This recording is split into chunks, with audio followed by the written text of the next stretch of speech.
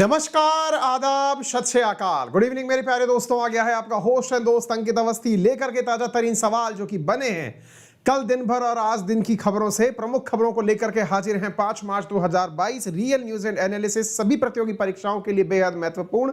फिर चाहे आप यूपीएससी, एसएससी, बैंकिंग, रेलवे, जिस भी एग्जाम की तैयारी कर रहे हो, यदि वहां पर current affairs with proper analysis पूछा जाता है तो आपका स्वागत है आज के रियल न्यूज एंड एनालिसिस में। साथियों, शुरुआत करते हैं आज के सेशन की।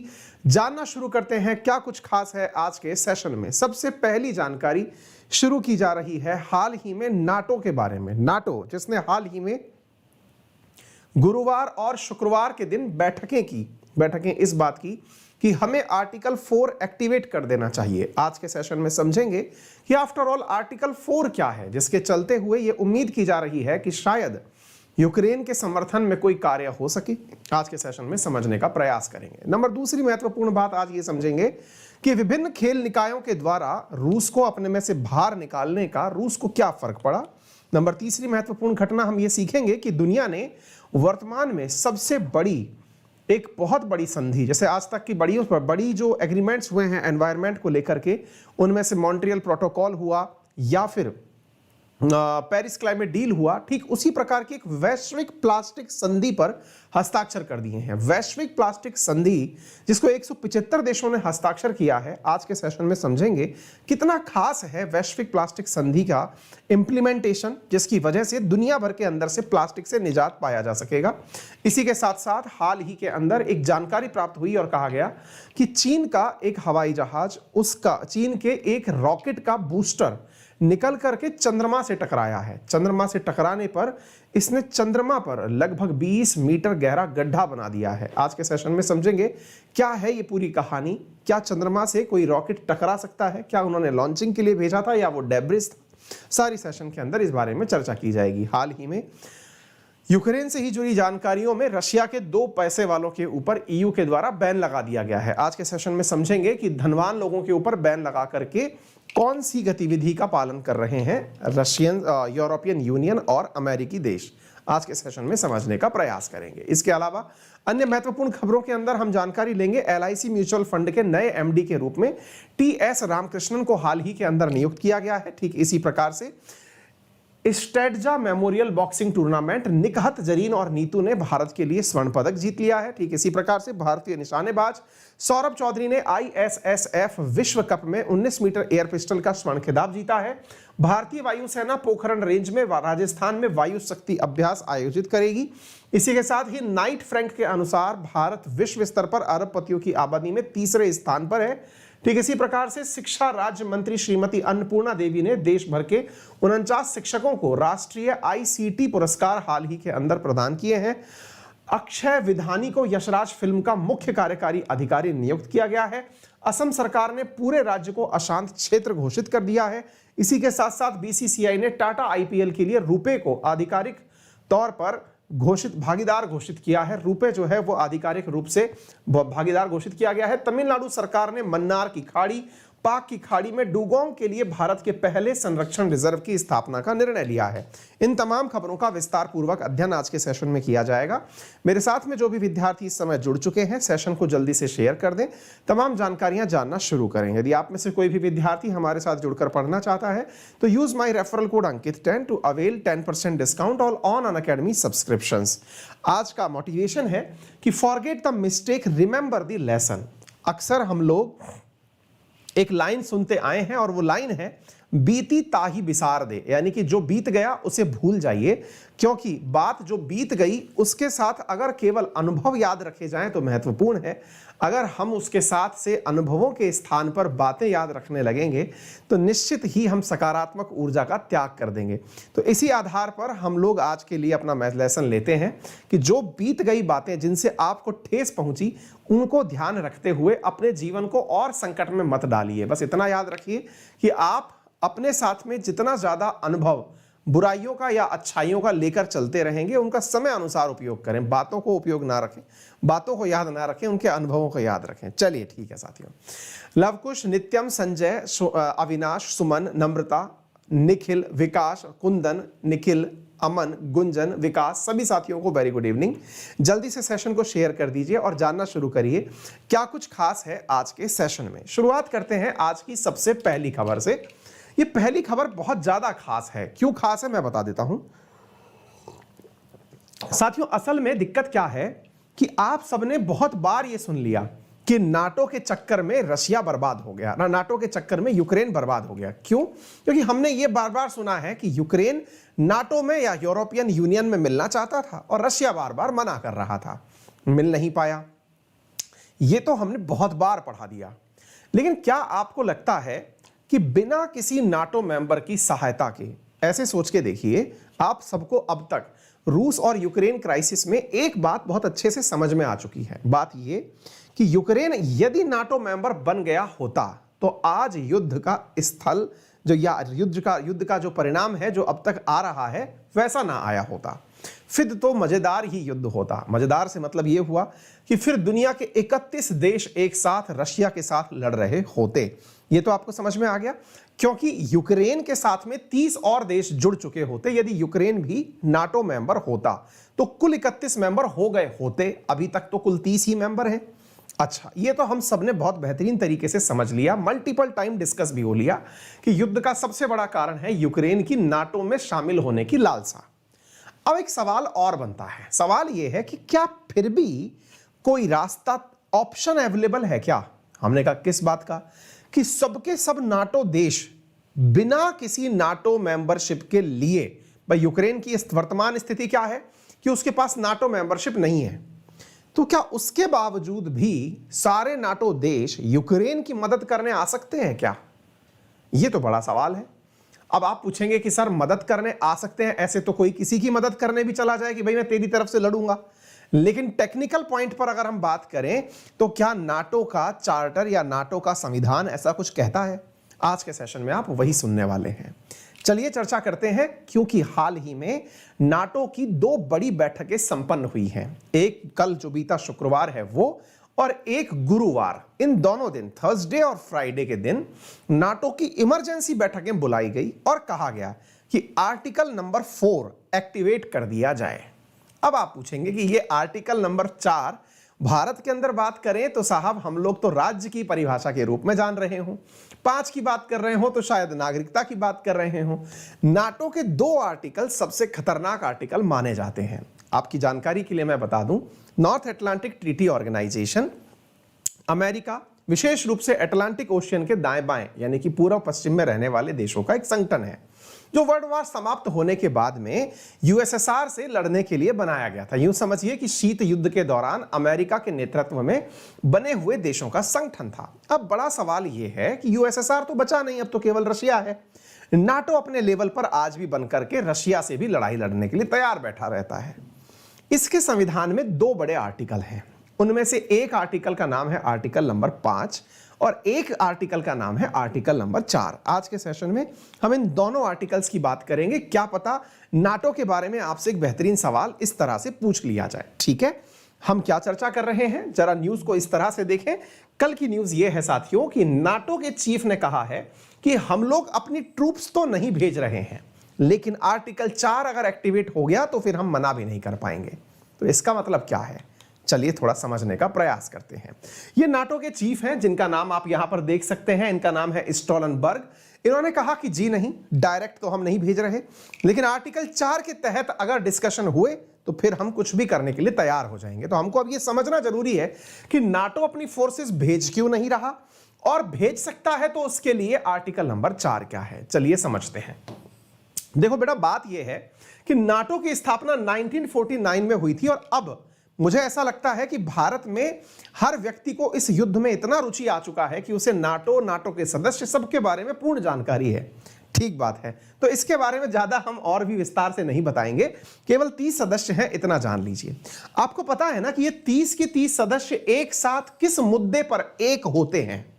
मुद्दा है कि इन 30 में से किसी को भी किसी ने छू दिया, मान लीजिए यूके, यूएस, पुर्तगाल, नॉर्वे, ये तो चलो बड़े देश हैं। बहुत छोटे छोटे देश जैसे नॉर्थ मैसिडोनिया है, मॉन्टीनाग्रो है, क्रोएशिया है, अल्बानिया है, बहुत छोटे छोटे देशों में से भी किसी को किसी ने छू दिया चूदिया से मतलब है कि साहब यदि किसी ने उनके अकॉर्डिंग कार्य नहीं किया या उनके ऊपर किसी प्रकार से इन्वेजन करने का प्रयास किया तो बाकी सारे के सारे देश उसकी सुरक्षा में कूद पड़ेंगे। गुटबंदी है ये, अच्छी बात है। गुटबंदी में ये जो जानकारी आप रखते हैं, ये गुटबंदी असल में और कुछ नहीं अपितु नाटो का आर्टिकल नंबर 5 है। नाटो का आर्टिकल नंबर 5 ही इस बारे में कहता है। क्या कहता है कि जब भी कभी ऐसी स्थितियां बने तो हम आर्टिकल नंबर 5 को एक्टिवेट करेंगे, जिसके अंतर्गत हम अपने साथ के जितने भी देश हैं उनकी हिफाजत करने के लिए एक ही बार के अंदर अलायंस बनाकर कूद पड़ेंगे।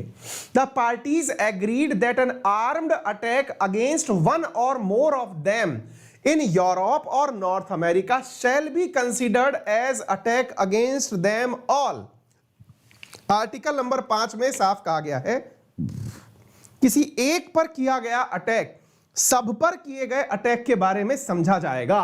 यह नाटो का आर्टिकल नंबर 5 है। तो आप पूछेंगे सर ये तो बहुत बार चर्चा में हो लिया, आप तो ये बताओ आर्टिकल नंबर 4 आफ्टर ऑल है क्या। तो चलिए अब मैं वो बताता हूं।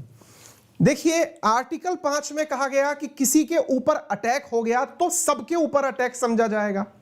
लेकिन जनाब एक बात बताइए, क्या यह आर्टिकल केवल तभी एक्टिवेट होगा क्या जब किसी ने आप पर अटैक किया? अटैक की प्लानिंग भी तो हो सकती है। बोले जैसे इंडिया ने सर्जिकल स्ट्राइक की। सर्जिकल स्ट्राइक क्यों की? इंडिया ने सर्जिकल स्ट्राइक इसलिए की क्योंकि हमें पता चला कि सीमा पार से कुछ आतंकवादी हमारी सीमा में घुसने का प्रयास कर रहे हैं। जब हमारी सीमा में घुसने का प्रयास कर ही रहे हैं, हमें पता चल चुका है, तो फिर हम उनके अंदर आने का इंतजार क्यों करें? हम खुद एग्रेसिव तरीके से भी तो एक्शन ले सकते हैं। है तो बात पते की। फिर से सुनिए मैंने क्या कहा। देखिए यह बात आपको अब तक समझ में आ जानी चाहिए कि 30 देशों ने यह अपने आप से बना रखा है हम पर अटैक, यानी हम 30 पर अटैक माना जाएगा। अटैक का मतलब किसी का गोला हम पर चल के आया, ठीक बात है, लेकिन अटैक का इंतजार आप क्यों कर रहे हो? तो बोले फिर कोई आपकी तैयारी कर रहा है कि मैं इस पर अटैक करूंगा। तो जब वो तैयारी कर रहा है तो आप पहले ही तैयार होकर के सामने वाले पर अटैक बोल दो ना। ये आपने कहा, ये करी बात कुछ पते की सी। मतलब ये बात के अंदर थोड़ा एहसास ऐसा आ रहा है कि शायद नाटो आ रहा है, और ये कल की ही बात है। आप पूछेंगे कि सर ऐसा कहीं लिखा है क्या? जी हां, ये इनका आर्टिकल नंबर 4 कहता है। आर्टिकल नंबर 4 कहता है कि यदि नाटो मेंबर्स को यह लगता है कि कोई देश उनके खिलाफ साजिश कर रहा है, तो ऐसी स्थिति में उस देश के ऊपर नाटो अलाइज एक ही बार में हमला बोल सकते हैं। और इसी विषय को लेकर के चर्चाएं गर्म हैं। अब आप पूछेंगे चर्चाएं गर्म है, इसका प्रमाण क्या है? प्रमाण यह है कि साहब 2 बार बैठक हो ली है आर्टिकल 4 के आह्वान पर। अब आप पूछेंगे सर क्या आज से पहले कभी भी आर्टिकल 4 एक्टिवेट किया गया है क्या? जो आज जिसकी चर्चा हो रही है, मान लीजिए कि आज आप बोल रहे हैं कि आर्टिकल 4 महत्वपूर्ण है, क्या इससे पहले कभी चर्चा हुई है इस आर्टिकल पर? जी हां, इस आर्टिकल का अभी तक 5 बार उपयोग हो चुका है। यह 6ठी बार इसका उपयोग करने की बात चल रही है। आप पूछेंगे अभी किसने कहा? सबकी सब देश एक ही बार में बोल चुके कि ऐसा करा जाए, या फिर अभी ताजा ताजा कुछ न्यूज निकली है? हमने कहा बताते हैं। मेरे प्यारे साथियों, सबकी सब देश नहीं अपितु बुल्गारिया, चेक Republic, Estonia, Latvia, Lithuania, Poland, Romania, Slovakia ने हाल ही में आर्टिकल नंबर 4 के तहत डिस्कशन मांगा है। फिर से सुनिए क्या कह रहा हूं। आपको यूक्रेन का बॉर्डर अगर याद हो तो भारत के वर्तमान में जितने भी निकासियां हो रही हैं, भारतीयों को निकाला जा रहा है, या तो पोलैंड के रास्ते निकाला जा रहा है, रोमानिया के जहाज पर गोला गिराया जा चुका है, स्लोवाकिया के थ्रू निकाला जा रहा है, एस्टोनिया और यह जो आपका लातविया लिथुआनिया है, ये बाल्टिक कंट्री पहले से ही संकट में है। लिथुआनिया पहले से ही इमरजेंसी लगाकर बैठा है। लातविया ने अपनी पार्लियामेंट को कह रखा है कि जब जरूरत पड़े जाकर के यूक्रेन की तरफ से युद्ध करने पहुंच जाओ। तो इन सबके यहां तो ऑलरेडी इस बात का डर व्याप्त है कि जैसे ही रशिया को यह लगा कि मुझे इन पर अटैक कर देना चाहिए, वो हम पर अटैक कर देगा। लिथुआनिया जैसे देश बोल रहे हैं कि ये ऑलरेडी प्रिपरेशन में है, तो हमें इंतजार किस बात का? आर्टिकल नंबर 4 एक्टिवेट करिए ना। तो बोले आर्टिकल 4 में क्या है, इसमें कहा गया है कि any member nation to call for a consultation of organisations governing body when the territorial integrity, political independence और security of any part of the threatened, उसको अगर कोई भी ऐसी स्थिति लगे, यानी कि उनको लगता है कि भाई हमारी राजनीतिक अर्थव्यवस्था को, राजनीतिक व्यवस्था को, हमारी सॉवरेनिटी को किसी प्रकार की कोई दिक्कत हो सकती है, तो सबको आमंत्रित किया जा सकता है, बुलाया जा सकता है एक्शन लेने के लिए। यहां पर यह गारंटी देता है कि अलायंस विल टेक एक्शन। मतलब यहां पर क्या है कि ये जो पूरी तरह से काम जो होता है ये अपने आप में एक्शन लेने के लिए कोई गारंटी तो नहीं देता, लेकिन अगर ऐसा डिस्कशन इंटेंसिफाई हो जाए मेंबर्स के बीच में, तो ऐसी स्थिति में जो मेंबर डर रहा है उसकी मदद करने के लिए यहां पर फोर्सेस भेजी जा सकती हैं। इस काम को करने के लिए नाटो मेंबर्स के अंदर बकायदा बातचीत चल रही है, यानी कि यह अपने आप में एग्रेसिव प्लानिंग ना हो करके एक डिफेंसिव प्लानिंग है कि हमारे ऊपर हमला हो सकता है, तो उसकी तैयारी के रूप में हम क्या करें। आइए मैं आपको बताता हूं अब तक आर्टिकल 4 कितनी बार बुलाया गया है, यानी इसको इंप्लीमेंट किया गया है। अगर हम लेटेस्ट रूप से बात करें तो मोस्ट रिसेंटली फरवरी 2020 में नाटो मेंबर्स ने आर्टिकल नंबर 4 का उपयोग किया, जिसमें तुर्की ने आरोप लगाया था कि उसके जो तुर्की लोग हैं उनको सीरियन गवर्नमेंट के द्वारा टारगेट बना के मारा जा रहा है। ऐसी स्थिति के अंदर तुर्की की मदद के लिए नाटो ने अपने द्वारा रॉकेट या फिर हेलीकॉप्टर भेजे थे। ठीक इसी प्रकार से जुलाई 2015 के अंदर तुर्की ने आर्टिकल 4 के लिए एक बार अलर्ट जारी करवाया था, जिसके अंदर यह कहा गया था कि उसके ऊपर टेररिस्ट अटैक की प्लानिंग हो रही है। ऐसे ही 2014 में, 2012 में, 2012 में 2 बार, 2003 में 1 बार इस आर्टिकल का उपयोग किया जा चुका है। कहने का मतलब यह है कि यह अभी तक 6 बार यूज में आ चुका है। आप पूछेंगे कि अधिकांश बार किसने यूज किया? अधिकांश बार तुर्की ने ही इसका उपयोग किया। जब जब उसके ऊपर कोई भी दिक्कत आ पड़ी, वो नाटो मेंबर्स को खुद की हेल्प के लिए आह्वान दे देता है और अपने साथ में बुलाने की निवेदन कर देता है। तो फिलहाल के लिए यह बात निकलती है कि क्या आर्टिकल 4 के इंप्लीमेंट हो जाने से यूक्रेन के संकट पर कोई मतलब बादल छटेंगे? आंसर है कि फिलहाल तो ऐसा कुछ नजर नहीं आ रहा है। भविष्य में अगर कुछ ऐसा होगा तो आप लोगों के सामने आ ही जाएगा। आर्टिकल 5 और आर्टिकल 4 बहुत ज्यादा सुर्खियों में है, आप इनको याद रख सकते हैं। नाटो फोर्सेस क्यों नहीं आ रही हैं वो मैंने आप लोगों को बता दिया है, क्योंकि सबसे बड़ा कारण है ये अपने आप से एक कानून के माध्यम से बंधे हुए हैं। क्लियर है? उम्मीद है आपको ये सारी जानकारी समझ में आ गई हो। अगर ये जानकारी समझ में आ रही हो तो सेशन को शेयर करना, वीडियो को लाइक करना जारी रखें। आगे बढ़ते हैं साथियों अगले प्रश्न की तरफ। अगला प्रश्न क्या है उसके बारे में हम जानने का प्रयास करते हैं। जी बिल्कुल आदित्य भाई, बिल्कुल बिल्कुल सही कह रहे हैं आप। यूएई को एफएटीएफ की ग्रे लिस्ट के अंदर डाल दिया गया है। बिल्कुल, ये आपने बिल्कुल सही कहा। इसके बारे में भी न्यूज़ हमारे पास ऑलरेडी काफ़ी सारी न्यूज़ पहले से ही बनी हुई थी, इसलिए हमने और ज़्यादा जानकारियां आपके साथ इसमें शेयर नहीं की हैं। बिल्कुल आप सही कह रहे हैं। आगे चलिए, आगे बढ़ते हैं अगले प्रश्न की तरफ। अगला प्रश्न क्या है? हाल ही के अंदर चंद्रमा के ऊपर एक बहुत बड़ा अटैक हुआ है, लेकिन यह अटैक किसी देश ने टारगेट करके नहीं किया, गलती से हो गया। अब आप पूछेंगे मतलब क्या है इस बात का?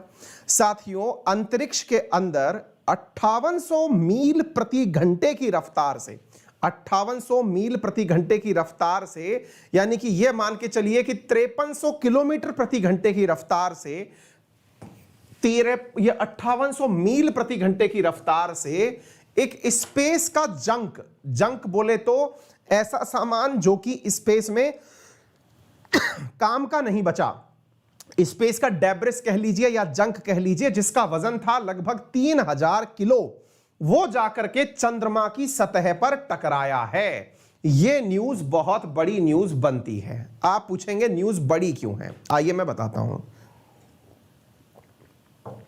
इंडिया ने अपना चंद्रयान मिशन भेजा। चंद्रयान मिशन में पूरी ताकत लगा के यह तैयारी करी कि हम वहां पर लैंडिंग कैसे करें। ठीक है, ऐसे ही चाइना भी अपना मिशन भेजा। अमेरिका ने तो इंसान तक उतार दिया। सबसे बड़ी टेक्नोलॉजी वो मानी गई जिसमें कि चंद्रमा के ऊपर इंसान की लैंडिंग हो सके। इंसान नहीं तो कम से कम मशीन तो सही से लैंड हो जाए। हमने अपने द्वारा जब जब मशीनें भेजी वो बहुत ही नॉर्मल प्रकार की मशीनें थी। लेकिन अभी जो सुनने में आ रहा है ये तो एकदम ही हद हो गई है। हद क्या हो गई है? 3000 किलो का सामान जाकर के चंद्रमा पर गिरता है, जिसकी स्पीड है 9300 किलोमीटर प्रति घंटे की रफ्तार। और ऐसी स्थिति के अंदर जाकर के अगर कोई चीज जाकर गिरी है तो ऐसी स्थिति में चंद्रमा की सरफेस पर पड़ने वाला जो एक्शन है वो भी बहुत तगड़ा होगा।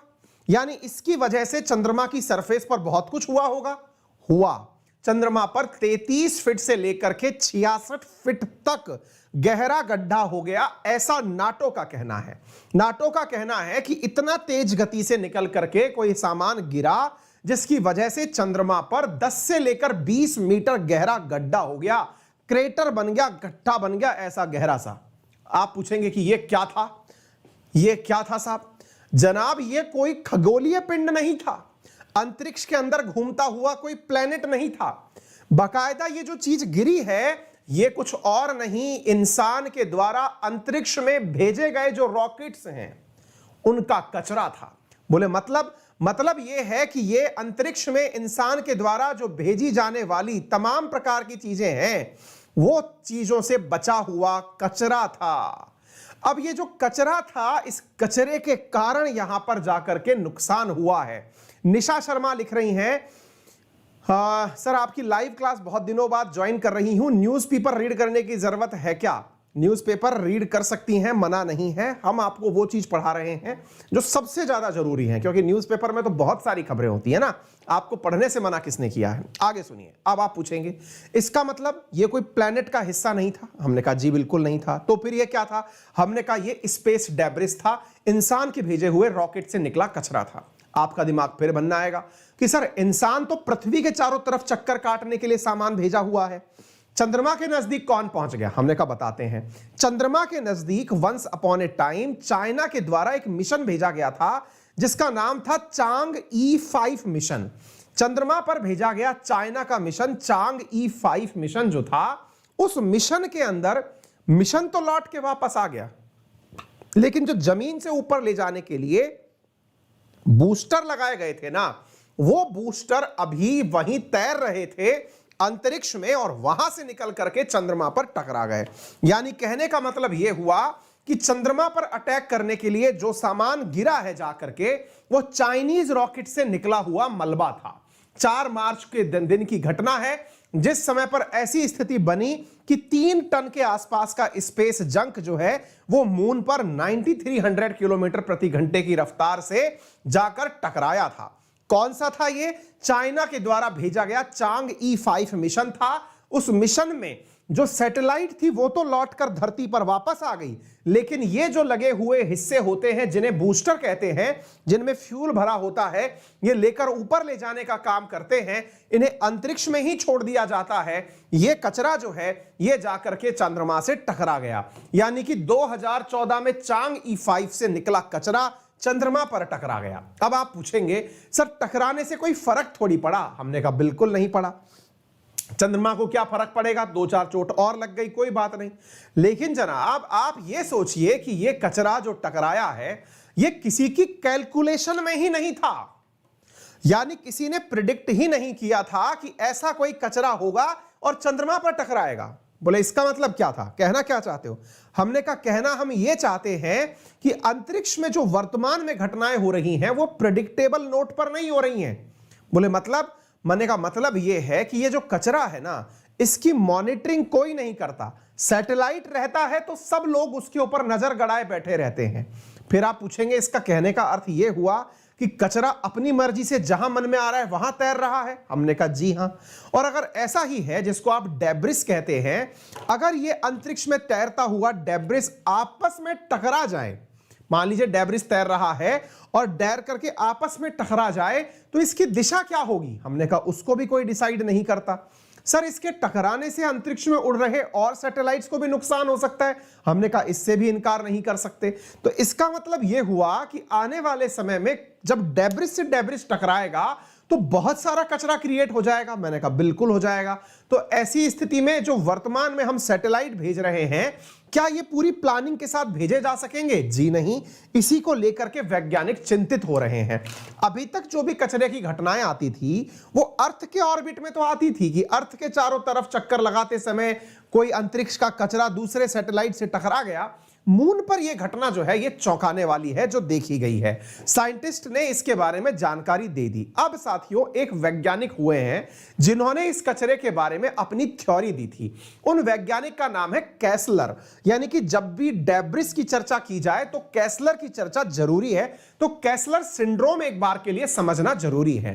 कैसलर सिंड्रोम कहता है idea proposed by NASA scientist Donald Kessler in 1978, और उन्होंने कहा कि एक समय ऐसा आएगा कि स्पेस में जंक बहुत ज्यादा हो जाएगा जिसकी वजह से चेन रिएक्शंस होंगी। चेन रिएक्शंस होंगी का मतलब यह हुआ कि दो डेब्रिस आपस में टकराए, टकराने से इनकी दिशा भटकी और ये आपस में ब्लास्ट किए। इनसे निकला हुआ कचरा फिर किसी और से टकराया, फिर वो और से टकराया, किसी सैटेलाइट से टकराया, यानी अंतरिक्ष में धूमधाम आपस में टकराने से होने लग जाएंगी और ये नियंत्रित नहीं हो पाएंगी। ऐसी स्थिति के अंदर it could result in a chain reaction where more and more object will collide and create new space junk, यानी कि आपस में टकरा करके ये और सारा जंक पैदा कर लेंगी। इस प्रोसेस के अंदर अर्थ के अंदर ऐसी स्थिति क्रिएट हो जाएगी कि एक अनस्टेबल सिचुएशन क्रिएट हो जाएगी, और वो जो अनस्टेबल सिचुएशन कभी भविष्य में क्रिएट होगी उसे डोमिनो इफेक्ट के नाम से जाना जाएगा। किस नाम से जाना जाएगा? Domino effect. याद कर लीजिएगा, यह बात किसने करी थी? कैसलर नामक वैज्ञानिक थे नासा के, जिन्होंने 1978 में कर दी थी। तो जब भी अंतरिक्ष के कचरे की बात की जाए तो कैसलर की बात बहुत ज्यादा इंपॉर्टेंट हो जाती है, क्योंकि कैसलर ने डोमिनो इफेक्ट की बात की थी। और डोमिनो इफेक्ट का मतलब यह है कि इस वजह से पृथ्वी पर संकट पैदा हो जाएगा। आप पूछेंगे पृथ्वी पर संकट क्यों पैदा हो जाएगा? तो बताने की जरूरत नहीं है साथियों कि आज आप और हम जुड़े हुए हो, सरकारें आपस में जुड़ी हुई हो, दुनिया आपस में कनेक्टेड हो, कहीं ना कहीं उन सब कनेक्टिविटियों में सैटेलाइट्स का बहुत बड़ा कंट्रीब्यूशन है। अगर कचरा आपस में टकराने लगा तो ऐसी स्थिति में सैटेलाइट्स का बचाव एक बहुत बड़ा चैलेंज हो जाएगा। यह बात आपको समझनी होगी। क्लियर? फिर आप पूछेंगे जब ये इतनी बड़ी संकट की बात है तो इससे बचने की तैयारी क्यों नहीं कर रहे? आइए बताते हैं। दुनिया भर में इस कचरे से बचने की तैयारियां चल रही हैं। ऐसी स्थिति में inter agency space debris coordination committee का गठन किया गया। यह डेब्रिस कमेटी 1993 में बनाई गई, जिसका उद्देश्य था कि किस प्रकार से इस कचरे से बचाया जा सके। इसके बाद में एक नॉर्ड नाम से समिति का गठन किया गया, जिसमें अमेरिका और कनाडा ने अपने द्वारा जो डेब्रिस है उसका डेटा कलेक्ट करने का निर्णय लिया। ऐसे ही एक क्लियर स्पेस 1 मिशन है, जिसके अंतर्गत ऐसे ही डेब्रिस से निपटने के लिए बकायदा एक और मिशन छोड़ने की बात की गई, जो कि 2025 में छोड़ा जाएगा। दुनिया भर में इस प्रकार के कई मिशन जो है वो अंतरिक्ष में छोड़े जाते रहे हैं और छोड़े जाने की कल्पना की जा रही है, जो अंतरिक्ष के कचरे को समेटकर पृथ्वी पर ला सके या उसे वहीं न्यूट्रल कर सके। साथियों, ये तमाम जानकारियां जो यहां लिखी हुई हैं ये क्लास के बाद में आपको मेरे जो टेलीग्राम चैनल है अंकित अवस्थी सर, वहां पर आपको प्राप्त हो जाएगी। इसरो के द्वारा भी मेरे प्यारे साथियों इस चीज से निपटने के लिए प्रॉपर तरीके से सैटेलाइट्स वर्तमान में अंतरिक्ष में वर्क करने के लिए भेजी हुई है, जिसके माध्यम से हम अंतरिक्ष में घूम रहे हमारे सैटेलाइट्स पर प्रॉपर तरीके से निगरानी रखते हैं। और इसके लिए भारत ने एक प्रोजेक्ट लॉन्च किया हुआ है जिसका नाम नेत्रा प्रोजेक्ट है। इस नेत्रा प्रोजेक्ट के अंतर्गत बेंगलुरु के अंदर साथियों भारत के द्वारा space situational awareness control centre का निर्माण किया गया है, जिसे नेत्रा कहा जाता है। यह क्या करता है साथियों? यह भारत के सारे सैटेलाइट्स का ध्यान रखता है। ध्यान रखने का मतलब यह हुआ कि भारत के सैटेलाइट्स को आसपास के कचरे से कोई खबर, कोई दिक्कत, परेशानी तो नहीं है, इसका निर्धारण नेत्रा नाम द्वारा किया जाता है। नेत्रा क्या है? तो भारत के बेंगलुरु में स्थित एक सेंटर है जो अपने द्वारा सैटेलाइट्स के सहयोग से या फिर अपने द्वारा लगे हुए बहुत दूर दूर के दूरबीनों से देख करके अपने सैटेलाइट्स की सुरक्षा सुनिश्चित करवाता है। That is Netra. ठीक है, तो उम्मीद है स्पेस का कचरा और नेत्रा, ये दोनों बातें आपको समझ में आ गई हो। क्लियर? अगर समझ में आ रहा हो तो सेशन को शेयर करना जारी रखिए और जानते रहिए। तो आगे बढ़ते हैं साथियों एक और इंपॉर्टेंट सवाल की तरफ। आइए साथियों, दुनिया के अंदर वर्तमान में एक बहुत महत्वपूर्ण संधि की गई है, एक इतनी इंपॉर्टेंट संधि जिसके बारे में कहा जा रहा है कि पर्यावरण के क्षेत्र में जिस प्रकार से Montreal protocol, Paris climate deal मान्यता रखते हैं, मायने रखते हैं, ऐसे ही आने वाले समान जमाने में प्लास्टिक को लेकर के जो की जा रही संधि है या फिर प्लास्टिक को लेकर किया जा रहा जो एग्रीमेंट है, यह दुनिया में बहुत बड़ी मान्यता रखेगा। इस बात को आज के सेशन में समझने का हम प्रयास करते हैं। क्लियर? आइए जानने का प्रयास करते हैं क्या है ऐसी डील जिसको लेकर के बहुत सारी उम्मीदें व्यक्त की जा रही हैं, जिस डील को, जिस पैक्ट को अंतरराष्ट्रीय स्तर पर बहुत ही सिग्निफिकेंट माना जा रहा है। इसके बारे में समझना शुरू करते हैं। जब एनवायरनमेंट की बात हो तो यह समझ लीजिएगा कि आपके जीएस पेपर 3 के अंदर एनवायरनमेंट एंड बायोडाइवर्सिटी प्रॉपर तरीके से मेंशन्ड है। आइए इसके बारे में चर्चा करते हैं साथियों। यहां पर अब इसको थोड़ा सा समझने का प्रयास करिए, बहुत खासा महत्वपूर्ण है। यूनाइटेड नेशंस के नेतृत्व में एनवायरनमेंट को लेकर के एक पैक्ट साइन होने जा रहा है। इस पैक्ट के अंदर क्या बातें होंगी मैं आपको बताने का प्रयास करता हूं। एक बार के लिए आप ये सारी की सारी न्यूज देख लीजिए।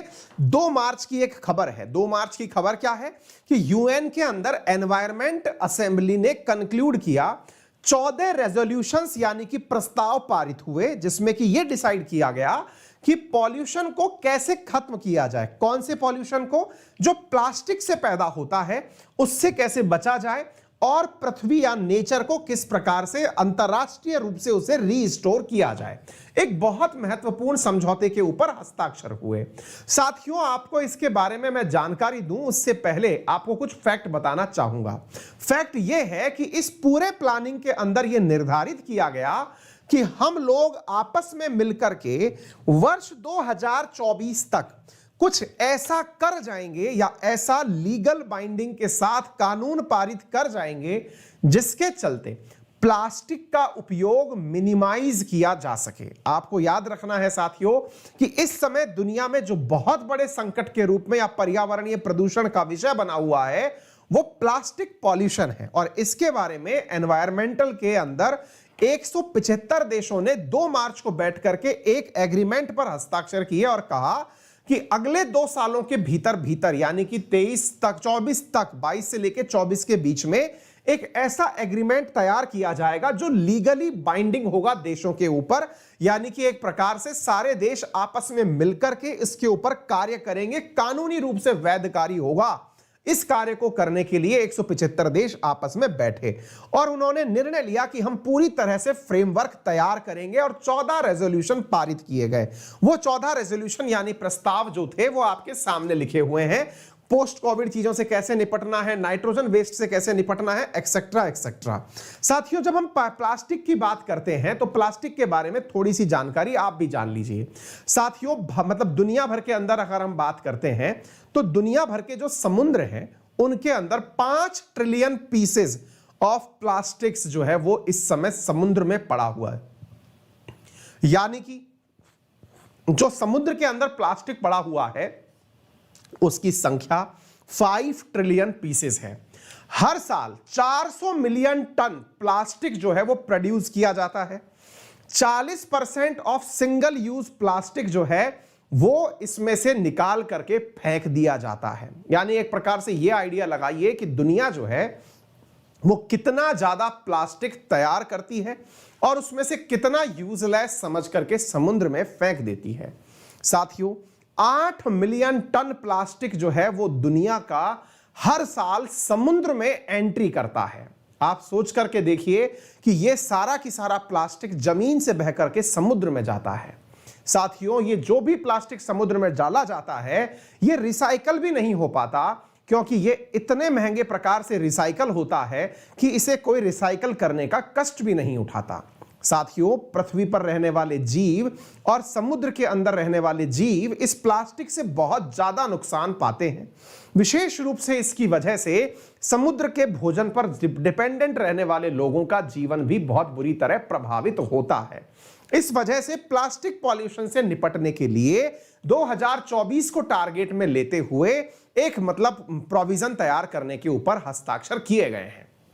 बात की जाए भारत की, तो भारत के अंदर सेंट्रल पॉल्यूशन कंट्रोल बोर्ड की अगर हम बात करें तो भारत दुनिया भर के अंदर वर्तमान के फिगर्स को अगर आप देखें तो 26,000 टन प्लास्टिक प्रतिदिन प्रोड्यूस करता है। आप सोच करके देखिए, हम जो प्लास्टिक प्रोड्यूस करते हैं उसमें से 10,000 टन प्लास्टिक ऐसा है जो हमारे द्वारा प्रतिदिन अनकलेक्टेड रह जाता है। अनकलेक्टेड का मतलब हुआ कि उसे पृथ्वी पर से पड़ा ही रहने दिया जाता है, उठाया नहीं जाता। आप इस प्रकार से देख सकते हैं कि भारत में 2600 ट्रक के आसपास का प्लास्टिक ऐसा है जो हम प्रतिदिन पैदा करते हैं एज ए वेस्ट। और ये डाटा आज का नहीं, 2017-18 का डाटा है, जिससे कि आप समझ सकते हैं। लेकिन भारत में एक सकारात्मक कदम प्लास्टिक से निपटने के लिए अपनाया गया, और वो क्या था?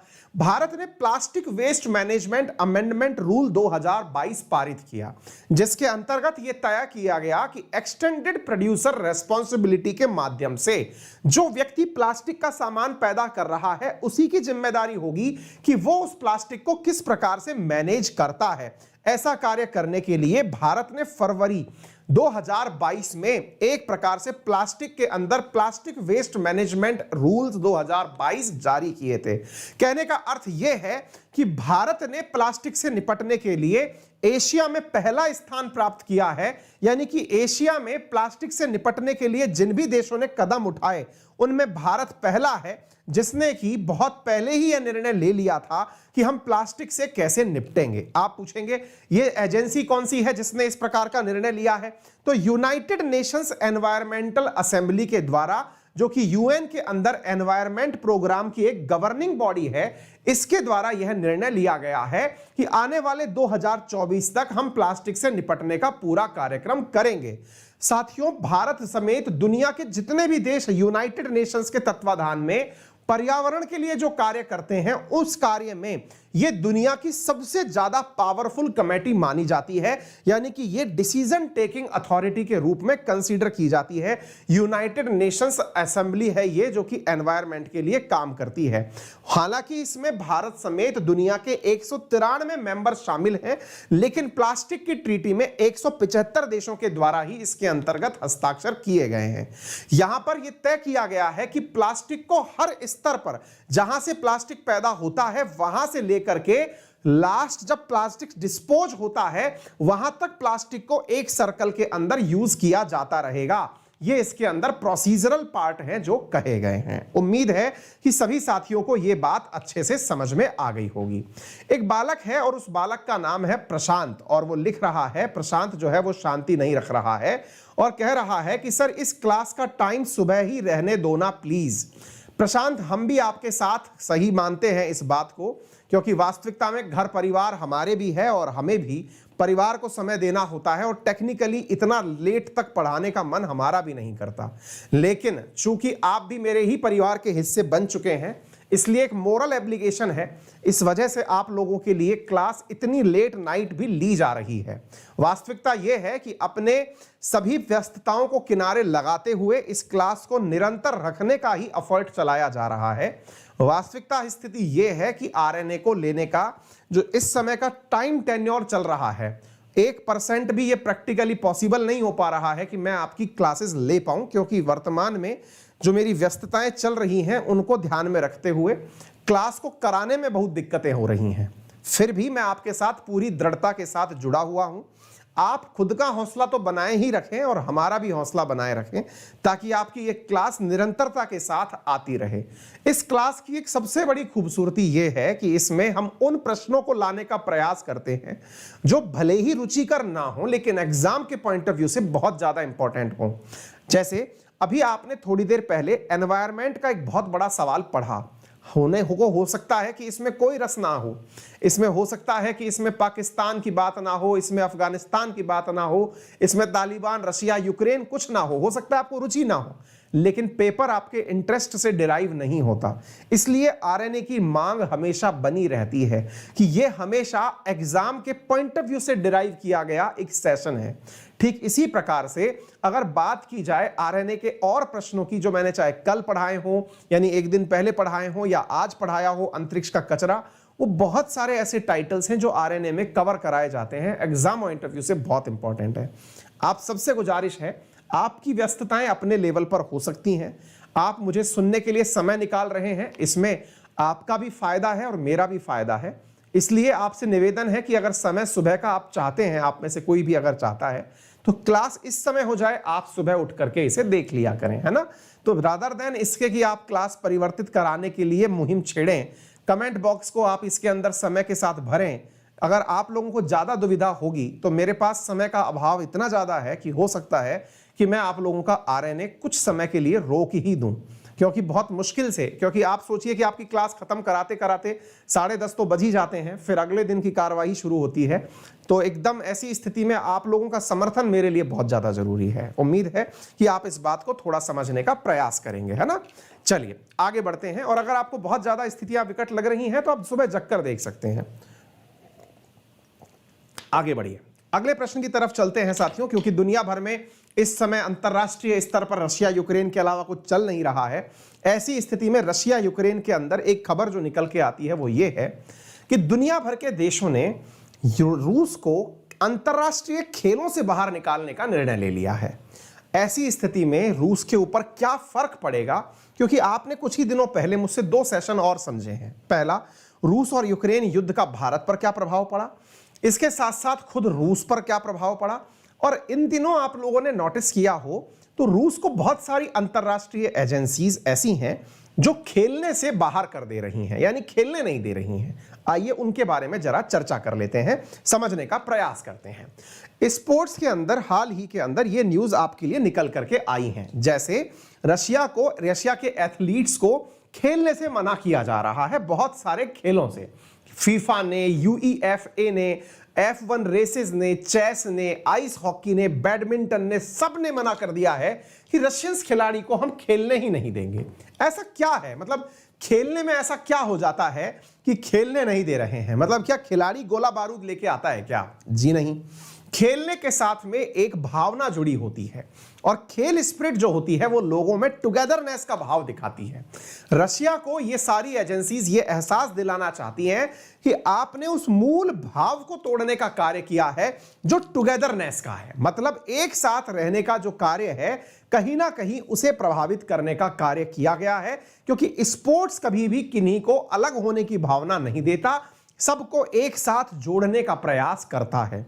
लेकिन फीफा या यूईएफए इन सब का मानना है कि रशिया ने चूंकि किसी देश पर इन्वेजन किया है, ऐसी स्थिति में ये एक साथ का जो भाव है, जो स्पिरिट हमें खेल सिखाते हैं, उनके खिलाफ किया गया कार्य है। यही कारण है कि फुटबॉल के अंदर फीफा और यूईएफए ने रशिया को अपने साथ खेलने से इनकार कर दिया है कि साहब नहीं, ये खेल नहीं खेल पाएंगे। इसी प्रकार से football association of Sweden, Poland, चेक रिपब्लिक, इन सब ने कहा है कि ये रशिया के साथ भविष्य में कोई भी खेल नहीं खेलेंगे। आप पूछेंगे क्या ही फर्क पड़ जाएगा यदि कोई देश इनके साथ खेल नहीं खेलेगा?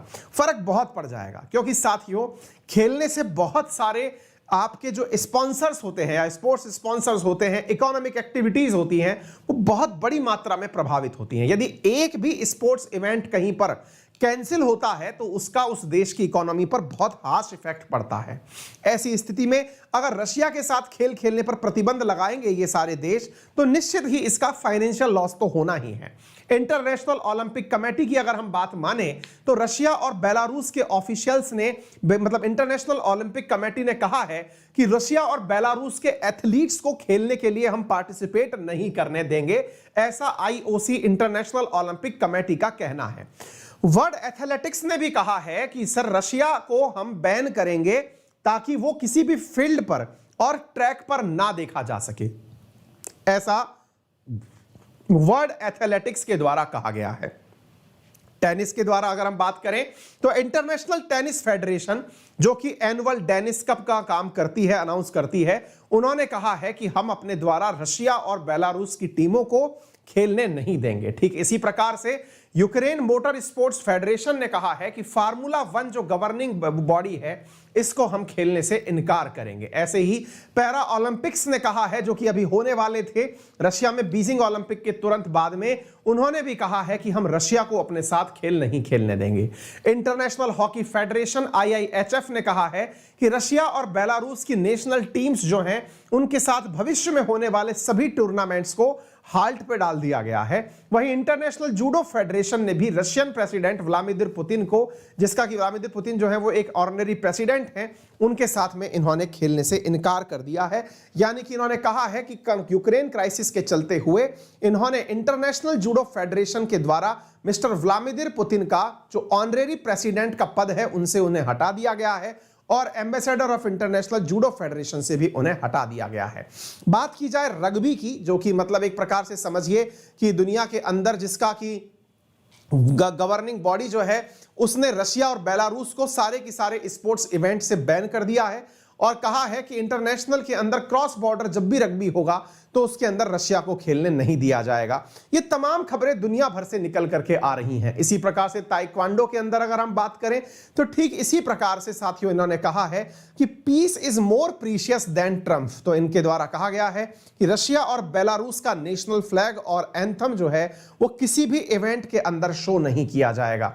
ऐसे ही FINA की बात करें तो उन्होंने भी इसी प्रकार से, जो कि दुनिया भर के अंदर स्विमिंग के अंदर गवर्निंग बॉडी का कार्य करती है, जो कि वर्ल्ड जूनियर स्विमिंग चैंपियनशिप आयोजित करने जा रही थी, उन्होंने अपने सभी की सभी जो मतलब हॉल्ट पर डाल दिए हैं इवेंट और पुतिन को दिए गए जो भी अवार्ड्स थे उनको विड्रॉ कर लिया है।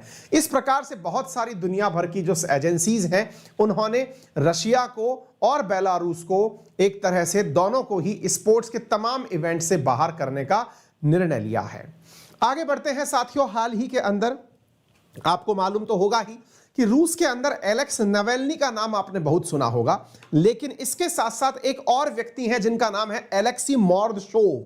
ये वर्तमान में काफी सुर्खियों में हैं। ये माना जाता है कि जो पुतिन है उनके पैसे का प्रबंधन यही करते हैं। कौन से पैसे का प्रबंधन? जो कहते हैं ना कि नंबर 2 का पैसा जो पुतिन ने कहीं लगा रखा होगा, उस तरह का। ये रशिया के नंबर 1 पैसे वाले हैं। माना जाता है कि इनके बिजनेस में जो पैसा दिखाई पड़ता है वो असल में इनका नहीं अपितु पुतिन का है और इनके द्वारा यूरोप और अमेरिका के बहुत से देशों में साथियों अपने द्वारा किया हुआ बड़ा बड़ा इन्वेस्टमेंट है। ये रूस के नंबर 1 पैसे वाले व्यक्ति हैं। इन्हें वर्तमान में ब्लैकलिस्ट कर दिया गया है। कौन है? एलेक्स मोर्दाशोव। तो इनके बारे में जान लीजिए। एलेक्स मोर्दाशोव के बारे में अगर बात की जाए तो दुनिया में इनके अंदर अगर बात की जाए तो इनके पास कुल संपत्ति 29.1 बिलियन डॉलर की है, यानी 2910 करोड़ डॉलर इनके पास है। और दूसरे जो व्यक्ति हैं जो मतलब रशिया के सेकंड सबसे पैसे वाले हैं, जिनका नाम है व्लादिमीर पोटानिन, पुतिन नहीं अपितु पोटानिन नाम है इनका, जिनकी संपत्ति 2700 करोड़ रुपए है। ये दुनिया में बहुत पैसे वाले लोगों में इनकी काउंटिंग होती है। फोर्ब्स मैगजीन की अगर हम बात करें तो एलेक्स मोर्दशोव जो है ये 51वें सबसे पैसे वाले व्यक्ति हैं, जो कि एक सामान्य मिल वर्कर के मतलब संतान हुआ करते थे, लेकिन वर्तमान में रशिया की जो बिगेस्ट स्टील मैन्युफैक्चरिंग कंपनी है उसके CEO बनकर बैठे हुए हैं। उस कंपनी का नाम सेवरस्टॉल है और साथियों ये उस कंपनी के अंदर बढ़िया से काम कर रहे हैं। इस तरह से ये रशिया की एक और मतलब कंपनी है जिसका नाम है TUI जो है इनकी एक इंटरनेशनल जो टूरिज्म है उसके लिए की गई कंपनी है, उसके भी बहुत बड़े ये निर्देशक हैं, 30% शेयर रखते हैं। इनके जितने भी प्रोजेक्ट हैं उन सब के ऊपर रशिया के जो प्रोजेक्ट्स हैं इनके ऊपर बैन कर दिया गया है। एक प्रकार से समझिए कि संपत्ति टाइप से जो चीजें हैं वो इनकी जब्त कर ली गई है। यह माना जाता है कि रशिया का जो पैसा है यानी पुतिन का जो पैसा है वो इन्हीं लोगों के द्वारा यूज किया जाता है और ऐसा माना जाता है कि उस पैसे को कंट्रोल करने के लिए रशिया के जो प्रतिद्वंदी यूरोप और अमेरिका है इन्होंने इनकी संपत्तियों के ऊपर एक तरह से ब्लैकलिस्ट कर दिया है, उनकी संपत्तियों को जब्त करने का कार्य कर दिया है। तो उम्मीद है कि इस प्रकार की गतिविधियां निश्चित ही व्लादिमीर पुतिन के ऊपर बहुत बड़ा नुकसान पहुंचाएंगी। दुनिया भर में पुतिन और यूक्रेन के अलावा कुछ चल नहीं रहा है। ऐसी स्थिति में खबरें और तलाशने का कार्य जारी रहेगा। बाकी जैसी भी और कोई अपडेटेड न्यूज आती रहेंगी आपको दिया जाने का कार्य चलता रहेगा। अनइंफॉर्मेटिव खबरों के अंदर वर्तमान में जानकारियां आपके सामने हैं। किसे LIC म्यूचुअल फंड के नए MD और CEO के रूप में नामित किया गया है? तो टीमर रामकृष्ण नाथ को जो है वर्तमान में एमडी और सीईओ के रूप में एलआईसी म्यूचुअल फंड के अंदर नामित किया गया है। ठीक, इसी प्रकार से रामकृष्ण नाथ जो है ये PGDIM मतलब ये बैचलर ऑफ कॉमर्स है, बीकॉम इन्होंने किया हुआ है। एलआईसी के अंदर इनको 34 साल का अनुभव रहा हुआ है। एलआईसी म्यूचुअल फंड्स के अंदर ये जो है मतलब ज्वाइन किए थे 28 अप्रैल 2021 को एलआईसी म्यूचुअल फंड्स जो हैं इनको ज्वाइन किया था। ठीक है, आगे बढ़ते हैं साथियों अगले प्रश्न की तरफ। अगला प्रश्न बना है स्टैंजा मेमोरियल बॉक्सिंग टूर्नामेंट में किन खिलाड़ियों ने भारत के लिए स्वर्ण पदक जीता? तो निकहत जरीन और नीतू के द्वारा स्वर्ण पदक जीता गया है इंटरनेशनल इवेंट्स के अंदर। ठीक है, आगे बढ़ते हैं साथियों अगले प्रश्न की तरफ। अगला प्रश्न बना है आप लोगों के लिए, किस भारतीय निशानेबाज ने ISSF विश्व कप में 10 मीटर एयर पिस्टल का स्वर्ण पदक जीता? तो सौरभ चौधरी के द्वारा गोल्ड मेडल जीता गया है कायरो के अंदर हुई आयोजित प्रतियोगिता के अंदर। इंटरनेशनल शूटिंग स्पोर्ट्स फेडरेशन जिसका मुख्यालय म्यूनिख में है, प्रेसिडेंट इसके व्लादिमीर लिसिन है, इसकी स्थापना 1907 में हुई थी। इसके अंतर्गत इनके द्वारा पदक जीता गया है। ठीक है, इसी प्रकार से भारत की कौन सी सेना पोखरण रेंज राजस्थान में वायु शक्ति अभ्यास करेगी? तो भारतीय वायु सेना के द्वारा यहां पर 148 एयरक्राफ्ट के साथ में 7 मार्च को अभ्यास प्रारंभ किया जाएगा। वायु शक्ति के द्वारा भारत का सबसे बड़ा यह अभ्यास होने वाला है। इस अभ्यास के अंदर ये लोग पार्टिसिपेट करने वाले हैं। वर्तमान में इंडियन एयरफोर्स के अंदर जो कि 8 अक्टूबर 1932 को स्थापित की गई थी, इसके अंदर विवेक राम चौधरी जो हैं चीफ ऑफ स्टाफ बने हुए हैं। इसके बारे में अतिरिक्त जानकारी आपको प्राप्त होनी चाहिए।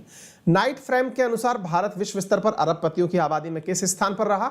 तो 3rd स्थान पर। भारत के अंदर जो बिलियनियर्स की पॉपुलेशन है वो 3रे नंबर पर है। मुंबई जो है वो भारत के सबसे ज्यादा पैसे वाले लोगों का घर बना हुआ है। यूनाइटेड स्टेट्स में 748 पैसे वाले हैं और चाइना में 554 बिलियनियर्स हैं। बेंगलुरु के अंदर सबसे ज्यादा बिलियनियर्स की ग्रोथ देखी गई है। दिल्ली जिसके अंतर्गत जो है वो बिलियनियर्स की जो संख्या है उसके अंदर गिरावट दर्ज की गई है। भारत के अंदर 145 बिलियनियर्स हैं यानी कि पैसे वाले लोग पाए जाते हैं। इसके साथ साथ ये सारी नाइट फ्रैंक की रिपोर्ट के अनुसार ये जानकारी निकल के आई है। किस मंत्री द्वारा देश भर के 49 शिक्षकों को राष्ट्रीय ICT पुरस्कार प्रदान किए हैं? तो श्रीमती अन्नपूर्णा देवी जो हैं उनके द्वारा ICT पुरस्कार प्रदान करने का निर्णय लिया गया है। ये ICT पुरस्कार प्रदान किए जा रहे हैं। Teacher education, internet information and communication technology के अंदर ये पुरस्कार प्रदान किए जाएंगे। ICT अवार्डीज जो हैं उनको मतलब एक एम्बेसडर के रूप में एजुकेशन के अंदर मेंटर के रूप में मतलब ट्रीट किया जाता है। आगे बढ़ते हैं, किसे यशराज फिल्म का मुख्य कार्यकारी अधिकारी नियुक्त किया गया है? तो अक्षय विधानी को यशराज फिल्म का नया CEO नियुक्त किया गया है। विधानी ने यशराज फिल्म को 17 साल पहले ज्वाइन किया था और इनके द्वारा काफ़ी सारे बिजनेस यशराज फिल्म के लिए चलाए जा रहे हैं। यशराज फिल्म जो है यशराज स्टूडियोज चलाती है जो कि 2005 से चला आ रहा है। यश चोपड़ा इसके संस्थापक रहे हैं। 1970 में इसकी स्थापना की गई थी। आगे बढ़ते हैं अगले प्रश्न की तरफ। किस राज्य सरकार ने पूरे राज्य को अशांत क्षेत्र घोषित किया है? तो असम राज्य के द्वारा संपूर्ण राज्य को डिस्टर्ब्ड एरिया 6 महीने के लिए घोषित कर दिया गया है और ये डिस्टर्ब्ड एरिया जो है ये आने वाले समय के अंदर लॉ एंड ऑर्डर की सिचुएशंस को देखते हुए ही डिक्लेयर किया गया है। इससे फायदा क्या होगा?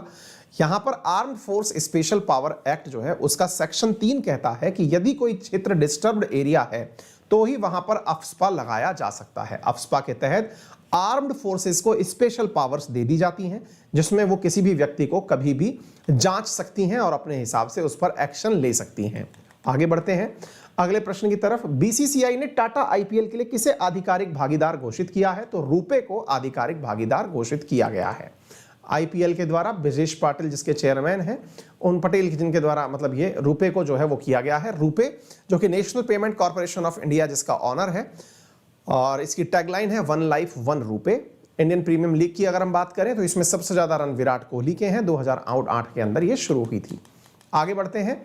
हाल ही में किस राज्य सरकार ने मन्नार की खाड़ी पाक खाड़ी में डुगोंग के लिए भारत के पहले संरक्षण रिजर्व की स्थापना का निर्णय लिया है? तो तमिलनाडु सरकार के द्वारा डुगांग कंजर्वेशन रिजर्व इन पाक बे स्थापित किया जा रहा है। IUCN रेड लिस्ट स्टेटस इसका वनरेबल है और शेड्यूल 1 के अंदर इसको काउंट किया जाता है। यह जानकारी आप लोगों को अतिरिक्त रूप से पता होनी चाहिए।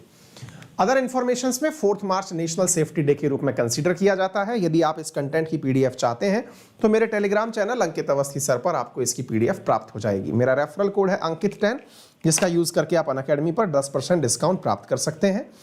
इसी प्रकार से यदि आप अनअकैडमी पर यूपीएससी का सब्सक्रिप्शन चाहते हैं तो वर्तमान में 1 साल के सब्सक्रिप्शन के साथ 6 अतिरिक्त महीने का सब्सक्रिप्शन आपको दिया जा रहा है। आइकॉनिक प्लान के अंदर 25% प्लस 10% मतलब ऑफ दिया जा रहा है। 76,000 रुपीज़ में आपको आइकॉनिक प्लान उपलब्ध कराया जा रहा है।